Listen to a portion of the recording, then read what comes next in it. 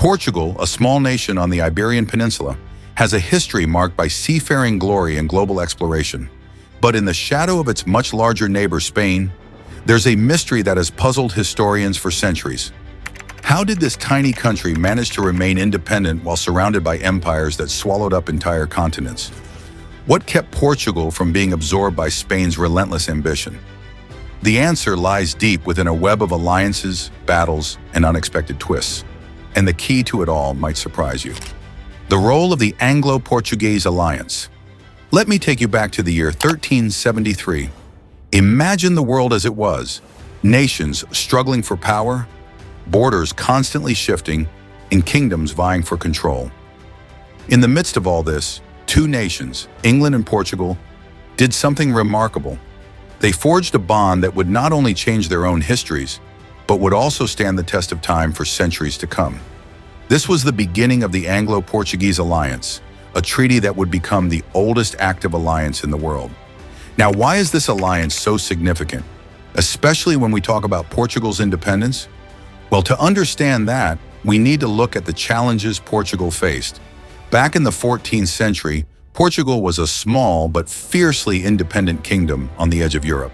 Surrounded by powerful neighbors, including the formidable Kingdom of Castile, which would later become part of Spain, Portugal's sovereignty was constantly under threat.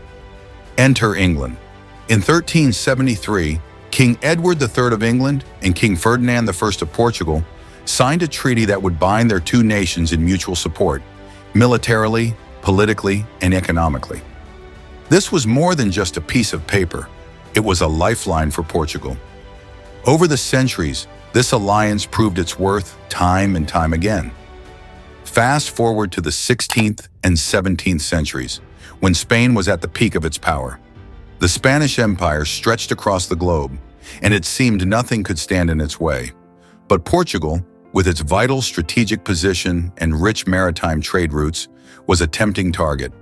The Spanish crown, seeing an opportunity, made multiple attempts to absorb Portugal into its empire. But here's where the Anglo-Portuguese Alliance played its trump card. England, true to its word, provided military support to Portugal. This wasn't just a show of force, it was a declaration that Portugal would not stand alone. English troops, weapons, and naval power became a shield that protected Portuguese independence. The Spanish might have been powerful, but the combined forces of England and Portugal were enough to keep them at bay. One of the most dramatic moments in this alliance's history came during the Iberian Union from 1580 to 1640, when Spain actually did manage to bring Portugal under its control for a time. But even then, the alliance endured. The English crown never recognized the Spanish claim over Portugal, and when the time came, England supported Portugal in regaining its independence in 1640. This wasn't just about military might, though. The Anglo-Portuguese Alliance was also about shared interests, trade, exploration, and the mutual benefit of two nations standing together in a rapidly changing world. The alliance allowed Portugal to maintain its unique identity and sovereignty, even as empires rose and fell around it. So when we talk about Portugal's survival as an independent nation, we cannot ignore the critical role played by the Anglo-Portuguese Alliance. This alliance was more than just a historical agreement. It was the backbone of Portugal's defense against one of the most powerful empires the world has ever seen. It's a testament to the strength of diplomacy, the power of strategic partnerships, and the enduring bond between two nations that, against all odds, have stood the test of time together. Portugal's naval power and overseas expansion. Imagine the vast, uncharted oceans of the 15th century, mysterious and treacherous, with no guarantee of what lay beyond the horizon. For most of the world, these waters were a barrier, a limit to their knowledge and ambition. But for Portugal, they were a gateway to something far greater, a path to wealth, power, and global influence. This is the story of how a small nation on the edge of Europe transformed itself into a maritime empire that spanned the globe. The story begins in the early 1400s, when Portugal, under the guidance of Prince Henry the Navigator, embarked on an extraordinary journey. Prince Henry was a visionary, someone who understood that the future of Portugal lay not in its small European territory, but across the seas.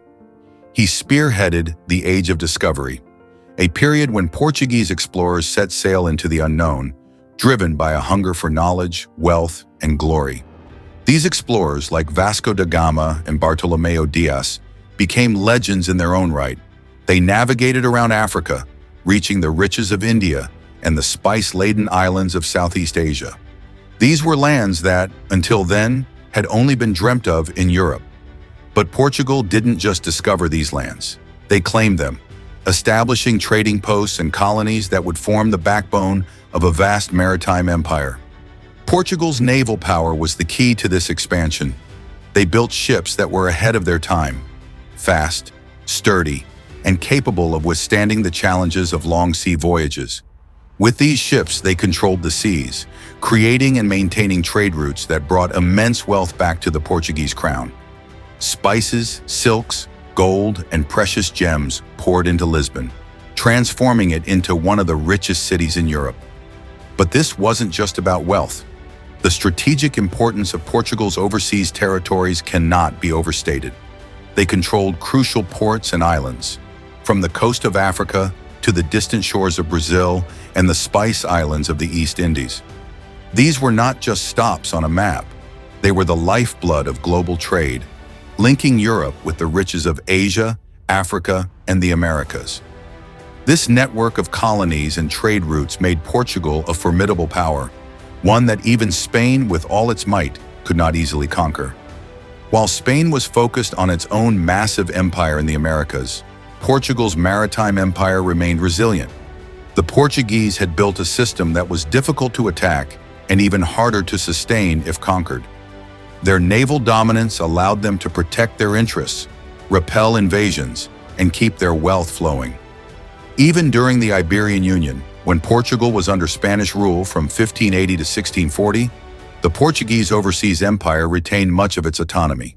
Spain, struggling with its own vast empire, found it challenging to control Portugal's far-flung territories and trade routes.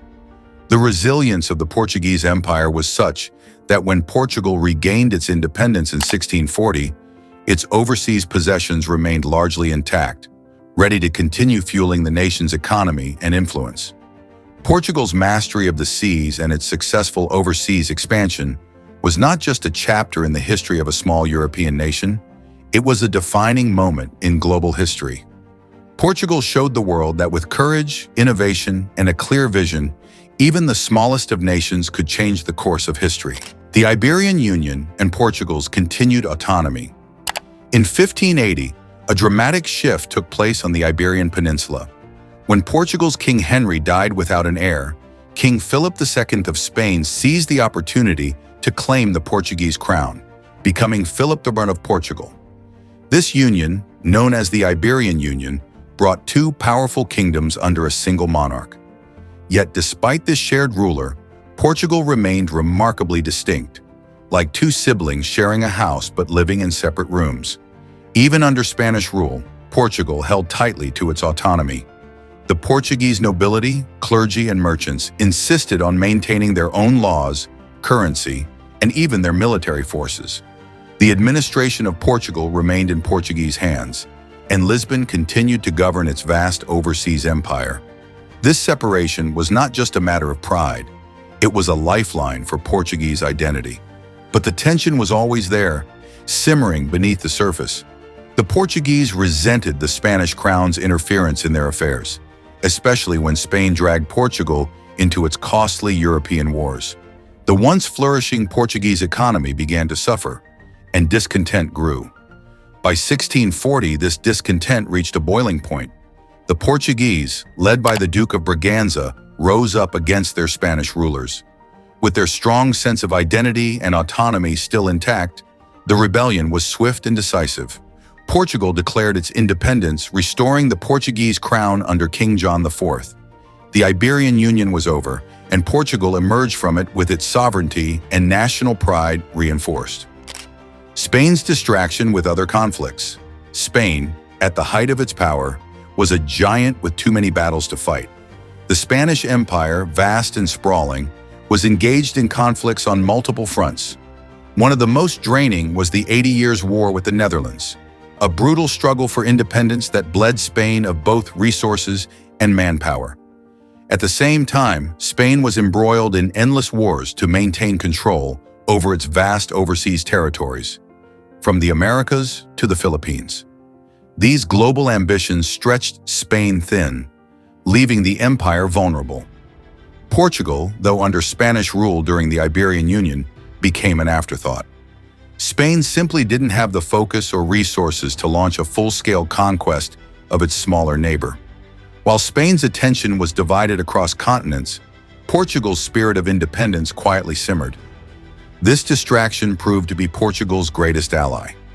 In 1640, the Portuguese nobility, seizing the moment, revolted against Spanish rule.